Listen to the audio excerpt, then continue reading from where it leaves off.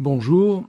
Eh bien, dans ce podcast qui sera un peu disparate, nous allons voir quelques compléments, en particulier des effets, qui vous serviront certainement pas autant que ceux que nous avons vus jusqu'à présent, mais qui pourront vous tirer de certaines situations.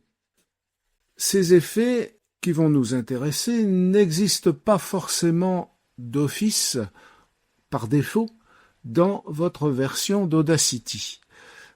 En effet, si nous regardons la liste des effets qui sont ici, vous voyez que les premiers, qui actuellement ici sont en grisé puisqu'il n'y a pas de piste chargée, sont des effets standards qui se retrouvent toujours. Ceux qui sont ici ensuite, après la petite barre de séparation, sont des effets qui ont été ajoutés, soit directement dans la version d'Audacity que vous avez téléchargée, soit par l'utilisateur lui-même.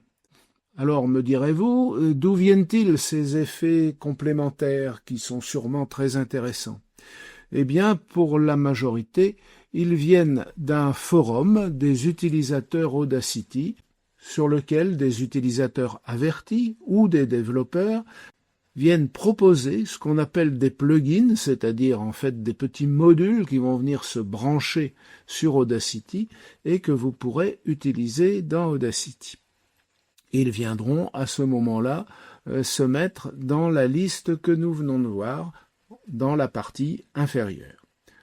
Alors, avant de regarder les effets eux-mêmes, je pense qu'il est intéressant de vous montrer comment vous pouvez accéder à ces effets, comment vous pouvez les télécharger, comment vous pouvez les intégrer à Audacity. Alors, bien évidemment, il va nous falloir ouvrir notre navigateur Internet, ce que je fais maintenant, et j'ai ouvert une page qui est une page de ce fameux forum. L'adresse que j'ai utilisée vous apparaît ici en haut, sur brillant. Bien sûr, j'avais préparé cela et je l'avais tapé auparavant. Vous la trouverez dans les commentaires sous la vidéo lorsque vous la regardez. Vous pourrez ainsi la recopier et aller sur le site en question, qui est donc le forum Audacity. Cette adresse que j'ai utilisée là nous amène sur une page qui est en anglais, Updated Declicker and New DSR for Speech. Bon, Declicker et DSR sont des modules complémentaires pour la parole. Bien sûr, Audacity ne traite pas que de la parole, mais ces deux modules-là sont destinés à traiter de la parole et ils ont été mis à jour, updated, et donc nous allons profiter de cette mise à jour qui date quand même de 2014. Nous avons là tout un texte en anglais, bon, que vous pouvez lire, bien sûr, si vous en avez le courage et si vous connaissez suffisamment l'anglais, mais peu importe, je vais tout vous dire. Et vous avez ici, en bas de l'écran, après le texte, deux liens, l'un sur un module qui s'appelle dsr.ny et l'autre declicker.ny. Ces deux plugins, Declicker et DSR, vont nous intéresser. Je vais vous expliquer comment utiliser Declicker, à quoi il sert d'abord et comment l'utiliser. Et l'explication sera exactement identique pour DSR et également pour un autre module que nous verrons tout à l'heure, qui ne se trouvera pas à la même adresse, pas exactement à la même adresse, mais pour lequel il faudra suivre le même processus. Donc, le module Declicker, bon, comme son nom l'indique, il enlève les clics. Nous allons voir ça en détail quand nous l'aurons téléchargé et mis en œuvre.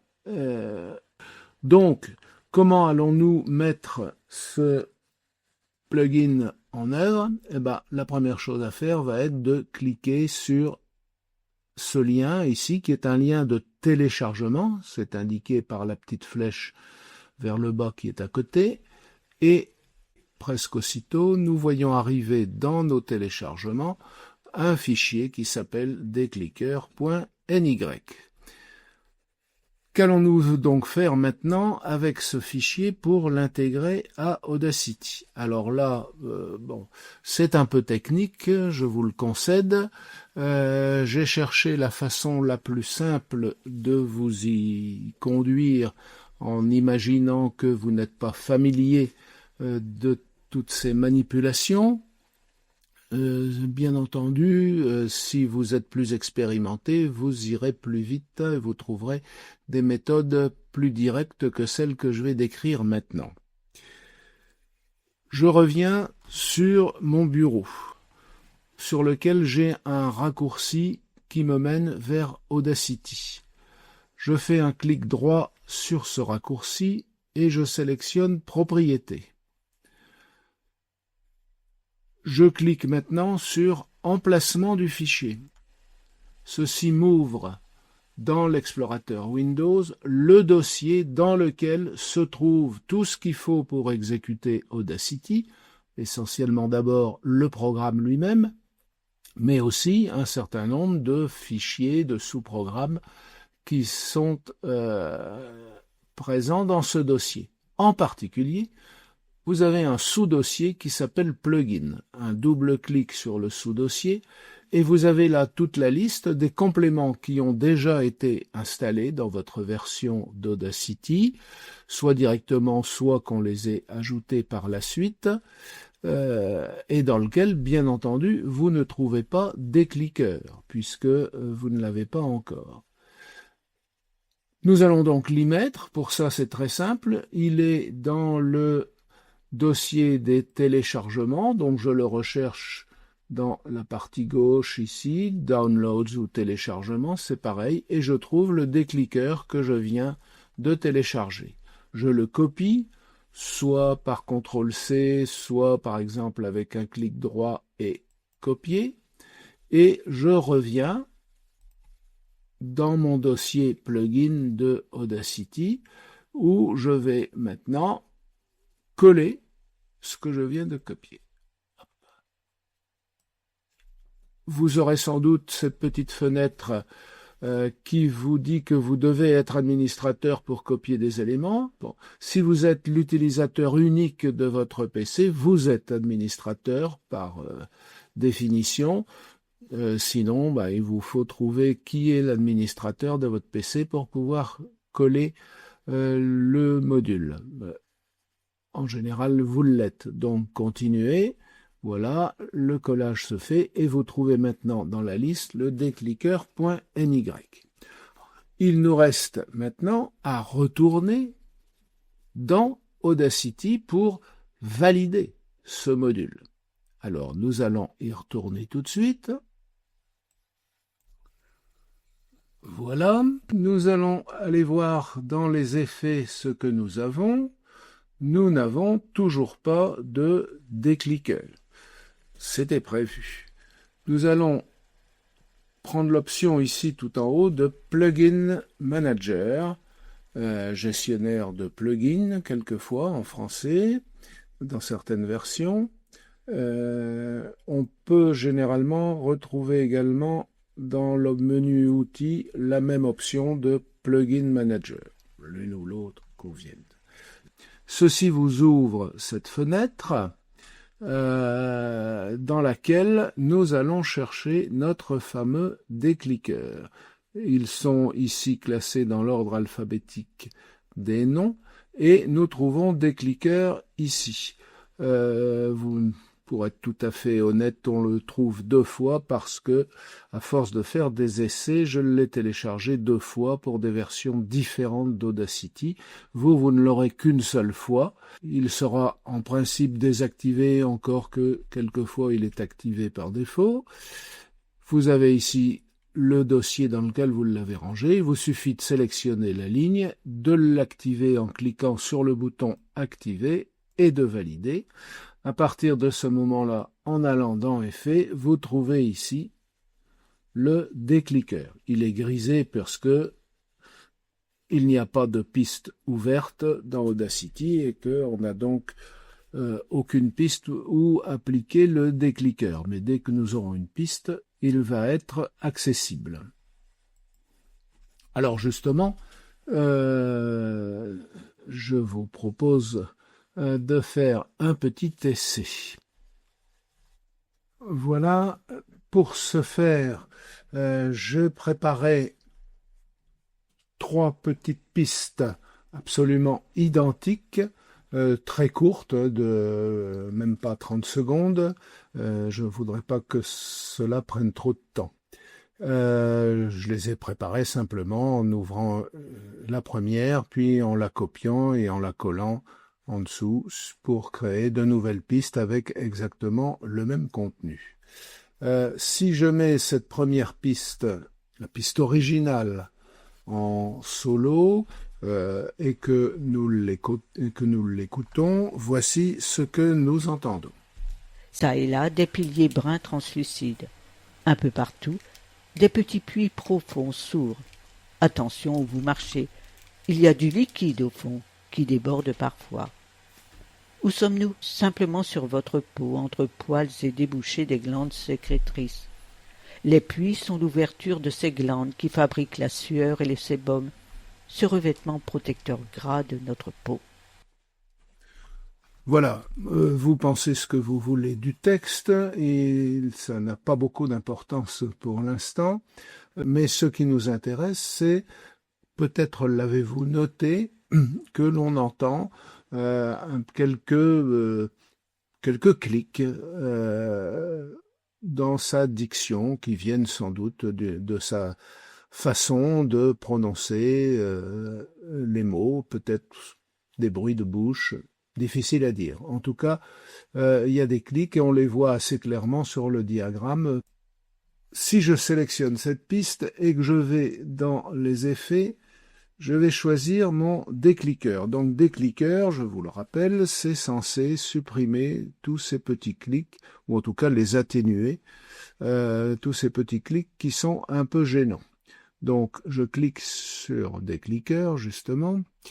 J'ai tous ces paramètres ici, pratiquement on va tout laisser par défaut. Vous aurez peut-être par défaut d'ailleurs ici nombre de passes 2. Je vous conseille de passer à 1 parce que l'application sur une piste un peu longue de ce décliqueur prend pas mal de temps et donc une passe permet d'aller quand même un tout petit peu plus vite. Ce qui est important, c'est que vous avez ici une petite fenêtre où vous trouvez par défaut Apply Change, c'est-à-dire appliquer les changements. Bah oui, c'est finalement ce que nous ferons. Mais on a la possibilité également de choisir Isolate Change. Isolate Change ne va pas appliquer les changements, va simplement montrer et isoler les clics qui ont été repérés. Autrement dit, il ne restera plus que les clics avec cette version-là. Bon, donc vous ne l'utiliserez pas beaucoup, sauf pour constater, vérifier, confirmer qu'il y avait bien des clics. Bon, mais une fois que vous aurez fait ça, il faudra revenir en arrière, annuler l'application de votre décliqueur et le refaire avec l'option Apply Change. Alors ici, ce que nous allons faire, c'est que la piste originale, on va la laisser originale. Je vais passer sur la deuxième piste.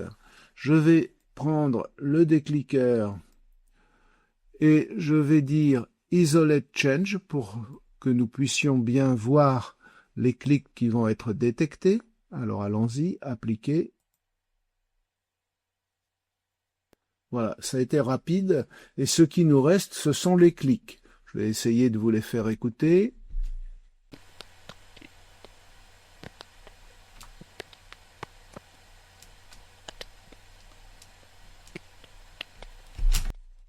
Etc., etc. Voilà, c'est assez spectaculaire. Et maintenant, sur la troisième piste, nous allons faire la même chose, appliquer le décliqueur, mais cette fois-ci en appliquant les changements, c'est-à-dire en supprimant les clics.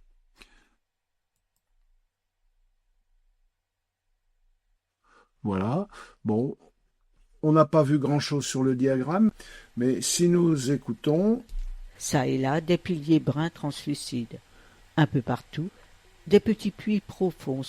On entend la différence peut-être, on l'entendra mieux en alternant la version originale et la version corrigée. Alors, version originale...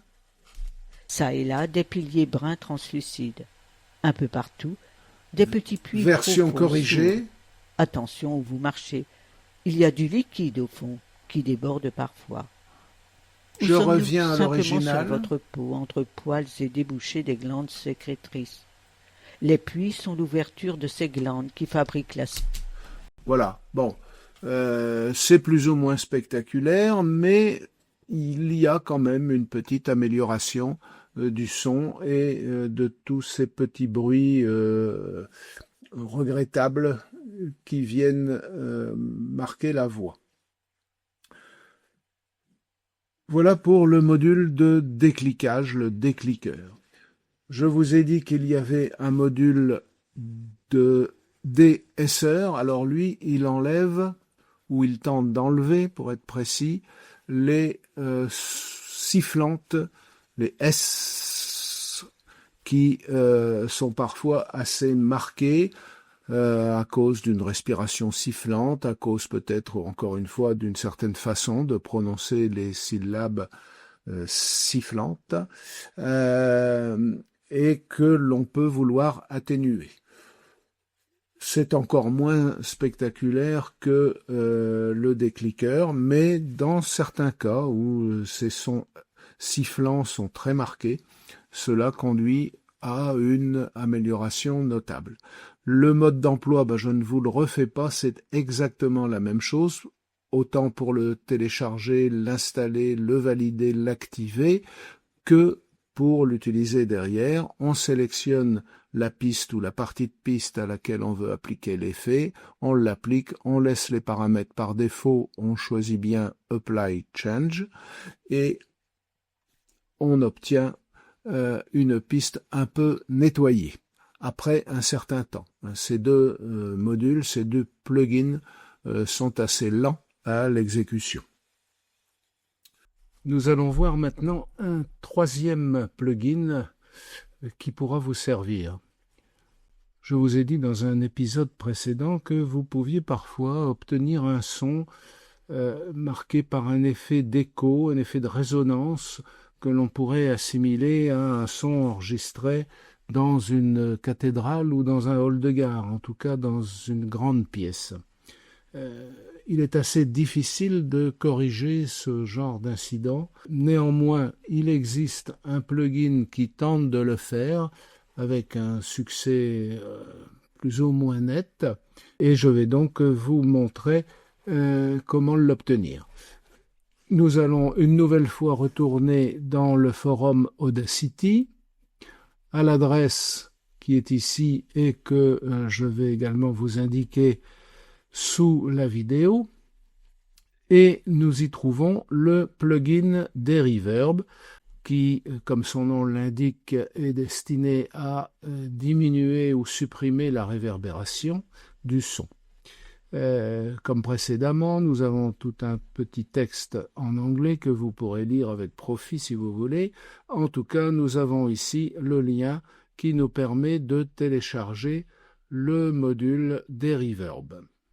Comme précédemment, nous allons cliquer sur ce lien deriverb.ny et constater que ce module se télécharge dans le dossier des téléchargements.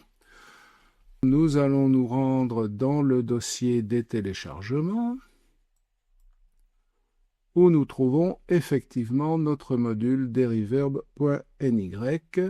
Nous allons le copier, retourner comme précédemment dans le dossier plugin de votre version d'Audacity et les coller.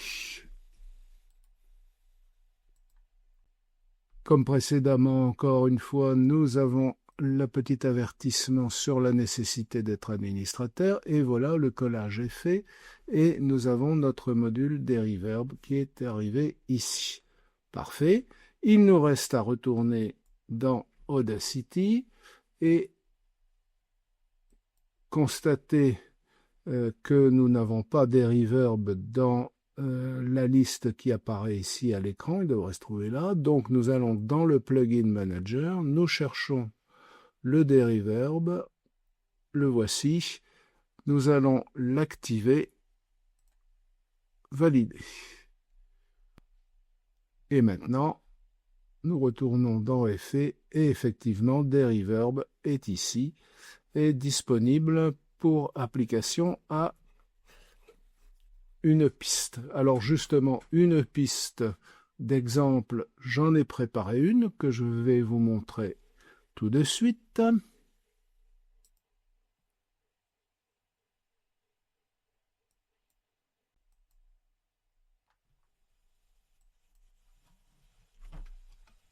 Je ne vais pas vous la faire écouter en entier, ce serait un peu long. Je vais juste sélectionner une petite portion que je vais vous faire entendre. À l'unanimité, on décida de retenir en vie le jeune prodige jusqu'au lendemain pour pouvoir informer de sa présence les autres membres du club et surtout pour prévenir dans son château le vieux comte Simzik, un fanatique du jeu d'échecs. Voilà, vous avez sans doute noté effectivement cette résonance, cet écho qui affecte la voix de la lectrice. Alors nous allons essayer d'appliquer l'effet de déréverbération. Vous verrez que ça n'est pas parfait, loin de là. Donc voici le panneau de réglage. Je vous conseille de choisir le mode simple parce que le mode expert est vraiment très très compliqué à paramétrer. Ça nous dépasse un peu. Vous pouvez augmenter un peu la sensibilité, aller vers 15 par exemple. Là, j'ai essayé avec une réduction de réverbération de moins 12. On va essayer moins 12. On va retirer le virgule 5. Ça ne change pas grand-chose. Voilà. Vous verrez vous-même à l'usage quelles sont les valeurs que vous devez donner pour obtenir une réduction de l'écho sans toutefois trop dégrader le son. Donc, vous allez voir ce que ça donne ici avec ces valeurs-là. Donc j'applique évidemment uniquement à cette partie que j'ai sélectionnée et je réécoute. À l'unanimité, on décida de retenir en vie le jeune prodige jusqu'au lendemain pour pouvoir informer de sa présence les autres membres du club et surtout pour prévenir dans son château le vieux comte Simzik, un fanatique du jeu d'échecs. Alors vous voyez que effectivement l'écho semble avoir été diminué, mais néanmoins la qualité du son a été quand même assez dégradée. Donc peut-être que, enfin sûrement même ce réglage-là était trop fort. Il faudrait réessayer avec un réglage un peu moins sévère, moins 10, moins 5, pour trouver la bonne valeur, la bonne moyenne. Bon, comme vous le constatez, il ne faut pas compter sur ce plugin pour des résultats miraculeux. Il s'agit d'une solution très imparfaite et l'idéal est quand même d'éviter dès le départ cet écho en positionnant correctement le micro pas trop loin, pas trop près de la bouche, en enregistrant dans une pièce adaptée qui ne soit pas trop grande, qui ne soit pas trop vide, parce que évidemment une pièce sans meubles, sans rideaux, avec un parquet en bois qui résonne bien, vous avez de fortes chances d'obtenir cet effet. Bien, nous allons nous débarrasser de cette piste-là. Et je voudrais, pour en terminer, vous parler d'une possibilité complémentaire qui est complètement en dehors de Audacity et qui consiste à recourir à l'intelligence artificielle. Il existe plusieurs sites qui permettent ceci. dont en particulier celui dont je vais vous parler, qui est le site de l'éditeur de logiciels Adobe. En voici la page d'ouverture. L'adresse vous apparaît ici et répétée en bas et en dessous de la vidéo. Je ne vais pas vous détailler son fonctionnement, c'est fort simple. Il vous faut juste savoir que la version gratuite qui vous est proposée là souffre d'un certain nombre de limitations. Premièrement, vous ne pouvez pas analyser et optimiser une piste de plus de 30 minutes à la fois. C'est pas très grave, si votre piste fait plus de 30 minutes, vous la coupez en deux et vous faites optimiser les deux morceaux séparément, puis vous les recollez au moyen d'Audacity. Deuxième limitation, pas plus d'1 heure de contenu par jour, donc 2 pistes de 30 minutes, en toute hypothèse, ou plusieurs pistes si elles font moins de 30 minutes, mais en tout cas pas plus d'1 heure au total. Ça pourrait être un peu plus géant dans certains cas, si vous enregistrez beaucoup. Pas de possibilité de réglage de l'optimisation, pas de possibilité de régler la force et les points sur lesquels vous allez tenter d'optimiser votre fichier. Alors, qu'est-ce que ça fait? Eh bien, ça élimine un certain nombre de bruits de fond, de bruits d'arrière-plan, de phénomènes d'écho, et de qualité globale de la voix. Bon, ce n'est sans doute pas miraculeux, cela méritera sans doute des améliorations dans l'avenir, et il ne faut pas s'illusionner, après avoir appliqué ce traitement d'intelligence artificielle à votre piste, il sera souvent nécessaire de repasser derrière pour venir compléter, peaufiner les améliorations qu'elle aura apportées parce qu'il subsistera des défauts où le son, ce qui arrive souvent, aura été un peu assourdi par le traitement et vous aurez envie de le rendre un peu plus clair en augmentant par exemple ses fréquences aiguës. Notez bien aussi, c'est important, que le fichier que vous allez obtenir finalement avec votre piste optimisé, amélioré, ne sera pas aux normes de la charte de qualité, surtout en ce qui concerne la fréquence d'échantillonnage. La charte de qualité demande une fréquence de 44 100 Hz, or là le fichier que vous allez récupérer sera à 48 000 Hz. Il faudra donc l'importer dans Audacity et le réexporter avec cette fois-ci la bonne fréquence d'échantillonnage que vous aurez pris soin de changer dans les préférences. Donc le fonctionnement de ce site est simple. Vous choisissez avec le bouton qui est ici le fichier piste que vous souhaitez optimiser.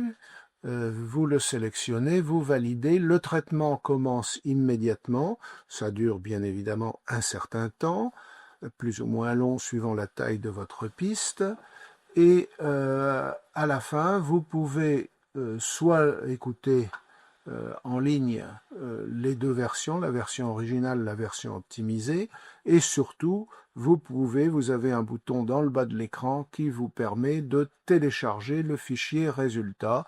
Vous le récupérez donc dans votre fichier des téléchargements. Vous n'avez plus qu'à l'ouvrir avec Audacity, à le vérifier, à l'écouter, à le peaufiner et à le réenregistrer en 44 100 Hz. N'oubliez pas pour l'utiliser dans votre livre à mettre en ligne. Si vous souhaitez plus d'informations sur cette formule, sur ce site, sur ces possibilités, n'hésitez pas à nous consulter, nous en parlerons avec plaisir. Voilà, nous avons terminé cet épisode. Je vous attends bien sûr dans le prochain épisode, dans lequel nous verrons les dernières phases de la préparation des pistes de votre livre, en particulier et entre autres le renseignement des métadonnées en fonction de la structure du livre et de son découpage. Je vous remercie de votre attention et à très bientôt, j'espère. Au revoir.